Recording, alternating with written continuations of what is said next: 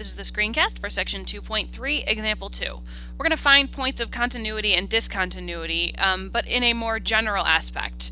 So first, we're going to look at the integer function here at specific spots to create a more general idea of what's going on as far as continuities and discontinuities for values of x. The integer function has infinitely many jump discontinuities, and they all happen at integers, positive 1, positive 2, positive 3, 0, negative 1, negative 2, etc.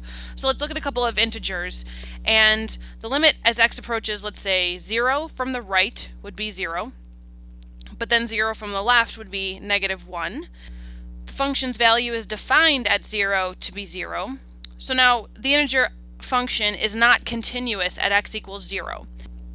Yes, it's continuous as a right endpoint, but that doesn't matter as far as full continuity. So we say it is not continuous, meaning in general. The limit as x approaches 2, another integer, from the right is 2, from the left is 1 less than 2, and then the function is defined at 2 to be 2, so the integer function is also not continuous at x equals 2.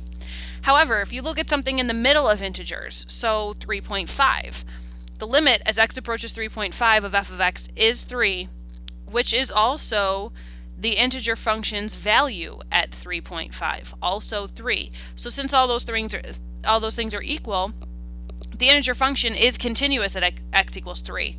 So now we just got to find a way to describe what's going to happen at integers versus non-integers. So I'm going to say let n equal any integer. Well, we know that the limit as x approaches n of the integer function does not exist.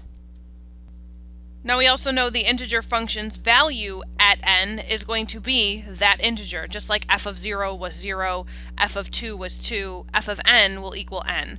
Well, regardless that the function is defined there, because the limit does not exist, this function, the integer function, is not continuous at n, which is defined as any integer. Now let's say that we're going to pick a c that is between two integers. So c is going to be less than our integer n, but bigger than the integer before it. So our example would be 3.5. It's between 3 and 2. So n would be 3, n minus 1 would be 2. The limit as x approaches c of the integer function equals the smaller of the two integers. So 3.5 was between 3 and 4, and the limit approached 3.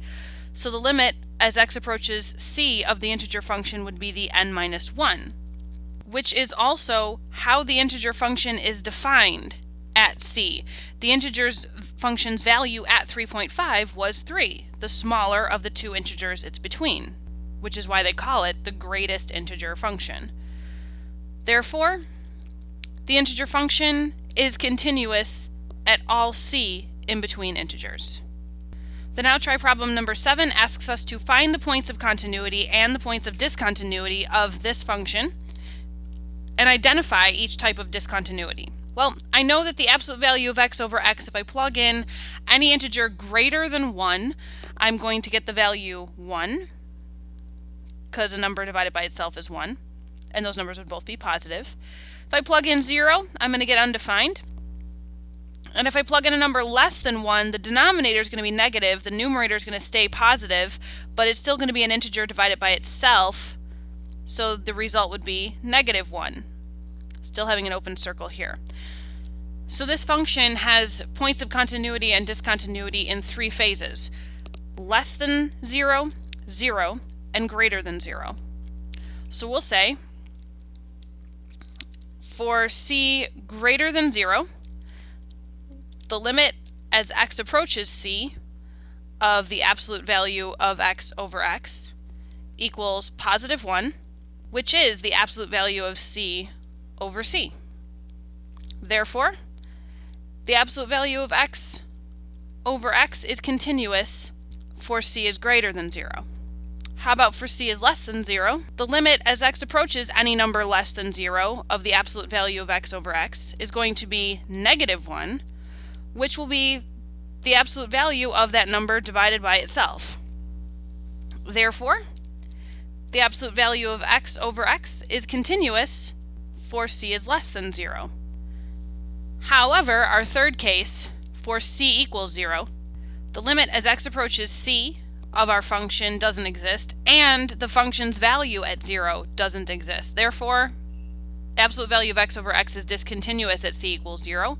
Last thing to do would be identify the type of discontinuity. There is a jump discontinuity at x equals 0.